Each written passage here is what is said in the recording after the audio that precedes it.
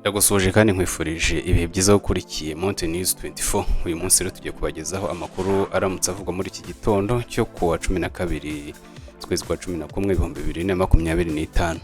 Amakuru rero duheraho nuko ingabo z'umuryango w'abibumbye muri Repubulika Iharanira Demokarasi ya Kongo MONUSCO zatangaje ko kuwa mbere zacyuye mu Rwanda abarwanyi 7 bahoze mu mutwe wa FDLR n'imiryango yabo igizwe n'abantu 42 ndetse bikaba byarakozwe ku bushake bwabo. Radio Kapi ifashwa n'umuryango w'abibumbye ivuga ko abo bahoze muri uriya mutwe urwanya ubutegetsi bw'u Rwanda nyuma y'ubutumwa bumaze iminsi butangwa bubasaba gushyira intwaro hasi no gusubira mu gihugu cyabo mu mahoro.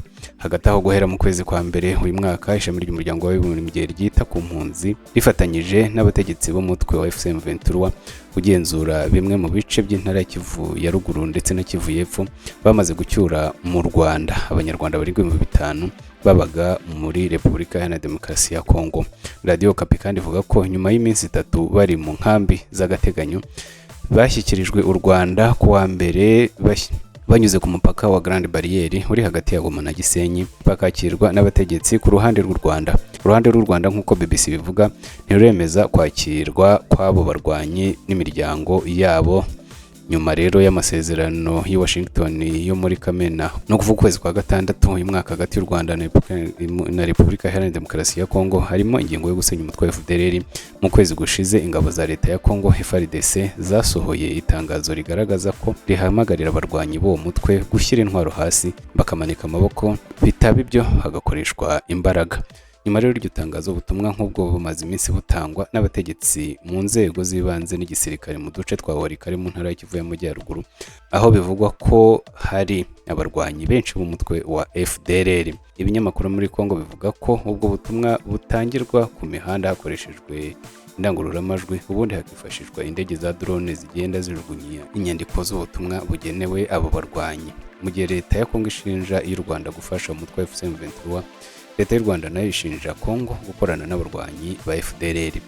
Nubwo buri ruhande ruhakana ibi, ONU ivuga ko ariko bimeze. Umwe mu bavugizi ba FDLR Foka Octavien Mutimura mu kiganiro na radio RFI y'Abafaransa yavuze ko batazashyira intwaro hasi, ko bazakomeza kwirengera kugeza ubwo leta y'u Rwanda yemeye ibiganiro n'impunzi zo muri Kongo arizo nyine zo muri FDLR nk'uko biyita. Hagati ariko kuva mu kwezi kwa mbere uyu mwaka MONUSCO ivuga ko ifatanyije na Komisiyo y'u Rwanda yo gusubiza mu buzima busanzwe abahoze mu ngabo imaze gucyura mu Rwanda abarwanyi 44 bahoze muri FDLR hamwe n'abo mu muryango yabo 54, bose hamwe bakaba 98. Izi ngabo zo muri ONU zimaze imyaka irenga 20 mu butumwa muri Kongo zinengwa n'ubutegetsi bw'u Rwanda ndetse n'ubwa Kongo ko zananiwe gutanga umusaruro mu nshingano zahawe. Ubu rero zimaze igihe zitangiye gufunga ibikorwa byazo muri iki gihugu, ariko bikorwa mu byiciro nk'uko BBC yabitangaje. Umutwe wa FDLR ni umwe mu ngingo zikomeye mu zitera umubano mubi hagati y'u Rwanda na Kongo.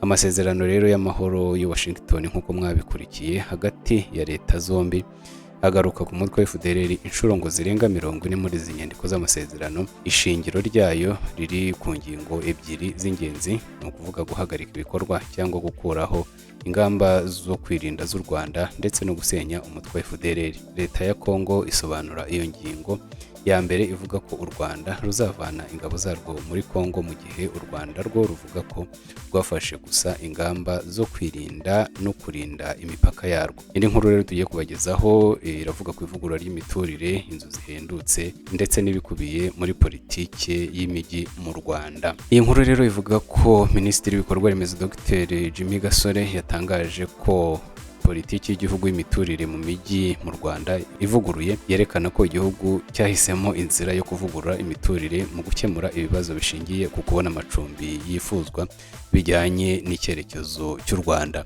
Yabigarutseho rero ubwo yari mu nteko ishinga amategeko umutwe w'abadepite, aho yagaragarizaga inteko ibikubiye muri iyi politiki nshya y'imiturire n'imitunganyirize y'imijyi mu Rwanda. Twihuse rero aho bavuga ku nzu zihendutse niba bishoboka, Depite Izere Ingrid Marie Parfaite yabajije ibijyanye no kubona inzu ihendutse mu Banyarwanda icyo bivuze, mu gihe nyamara bigaragara ko ishoboka ari hagati ya 25 na 40 z'amafaranga y'u Rwanda. u Rwanda rugaragaza ko rukeneye inzu nibura miliyoni 25,500 kugeza muri 2050 mu gihe abaturage barwo bazaba bamaze kugera muri miliyoni 22,100,000. Mu Rwanda inzego zitandukanye zigaragaza ko abantu bahembwa munsi y'ibihumbi 200 bagera kuri 50.8% by'abaturage bose badashobora kwishyurira inzu ziciriritse ahubwo bakeneye gufashwa gukodesha.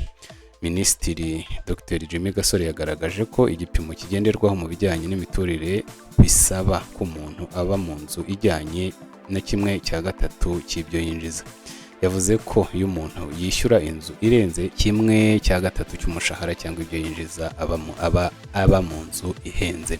Minisitiri rero Dr Gasore yasobanuye ko abatuye mu mijyi bagomba kwemera n'amabwiriza yo kuwuturamo kuko hari naho usanga benshi batuye mu nzu basangira kandi bakabyemera bijyanye n'amikoro yabo. Yagize ati ni ukwemera ko nyine mu mijyi abantu bazabaho nk'abari mu mujyi. Hari ibyo tugomba kwemera kandi tukabitegura uko. Yavuze ko kugira ngo igiciro cy'ubukode kibe cyagabanyuka ari uko Leta y'u Rwanda yakwinjira mu kubaka no kongera inzu mu mijyi. Ndumva rero muri rusange ari ahangaha twasoreza iyi nkuru, ibindi nibijyanye no gusobanura muri rusange uko bizagenda.